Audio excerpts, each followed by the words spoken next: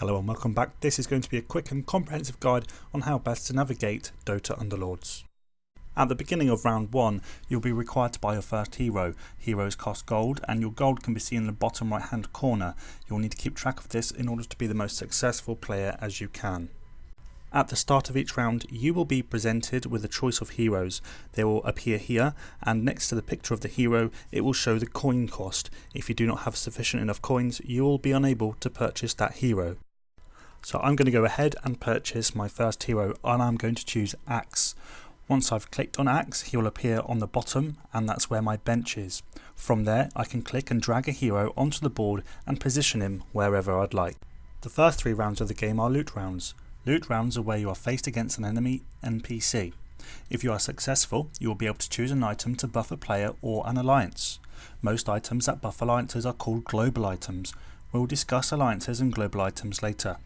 If you are unsuccessful in the loot rounds, you will still have an opportunity to select an item for your team.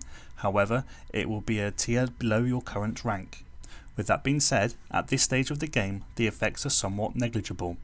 Loot rounds are 1, 2, 3, 10 and every 5 rounds henceforth. The quality of items available from the shop will increase as the levels get higher. This also means that the enemies you face will be stronger. We will discuss these enemies later. At the end of each round, you are rewarded with gold. At this current stage, you are rewarded with gold dependent on the round. After the loot rounds, you will gain 5 gold per round. For a more comprehensive guide to money and economy, check out my guide to help you out.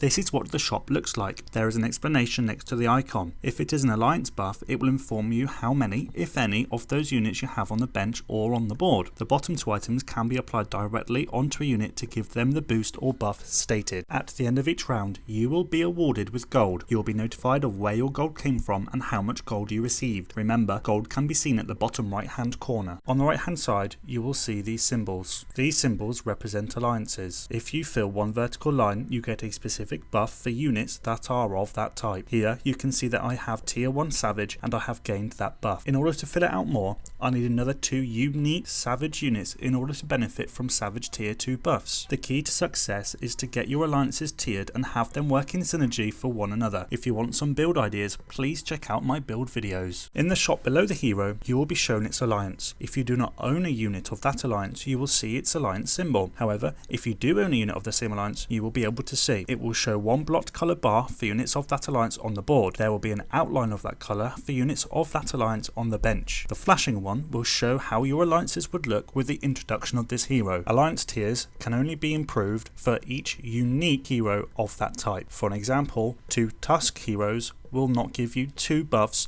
in the Brawny. In the top right hand corner, you will see how much time you have left, the round which you are on, and also who you are fighting. If you win a round, your custom firework explosion will play. This can be found in the inventory on the main page. The other player will take damage depending on what star level units are left on the board, plus extra damage depending on the level. If I win with my team and altogether they have 3 stars, the opposing player will take 3 damage plus 1 for round damage. Round damage scales in 10s. From round 0 to 9, you get 1 extra damage per round. Between 10 and 19, 2 extra damage, between 20 and 29, 3 damage, and so on and so forth. So, if I lost a battle on round 22 and the opposing player's units collectively had 5 stars, I would take a total of 8 damage. Interest. You can gain interest each round by saving your cash. For every 10 coins held before a round starts, you get an extra coin. For example, coins between 10 and 19 will yield 1 gold, whereas 30 to 39 gold will yield 3 gold interest. The maximum interest you can gain by each round is 5 gold. You can, however, go below the threshold after the game has started. So if the round starts and I'm on 31 gold, but during the round I buy a unit, I will still yield a 3 extra gold from the interest. For a more comprehensive and detailed explanation on gold, please see my economy video. Leveling up your heroes. You need 3 of the same unit of the same tier to level them up. For example, you need the same 1-star unit to level it up to 2-star. You will then need 3 2-star units that are the same in order to level them up to 3 stars. Currently, 3 stars is the highest tier you can get. Below the hero in the shop, you will see how many and of what tier you have for that hero. For example, you can see I already have 2 1-star axes, and by clicking and buying this axe, he will then be upgraded. This is made clear because he is glowing. When you have units sitting on your bench, you are able to see which other units they affect. This is shown by the glowing tubes from your benched hero to those that are on the board. To do this, simply click and drag your hero and hover them over the board. This could help you decide which hero is best placed and when. If the new hero on the board affects the alliance and gives it a tier up, you will be able to see this by the flash and the number that the tier has reached. If you're out of cash or space on your bench, you can lock the current selection. To do this, open the shop and click the padlock, which can be found on the left hand side, like so. This has been a short and snappy guide for those who need simple tips and tricks. If you want to see more like this, please like and comment to let me know. If there are any other specific guides in Underlords, also give me a shout and we will see what we can do. Check out my other Underlords videos where I explore different builds and offer more hints and tips. Thanks for watching,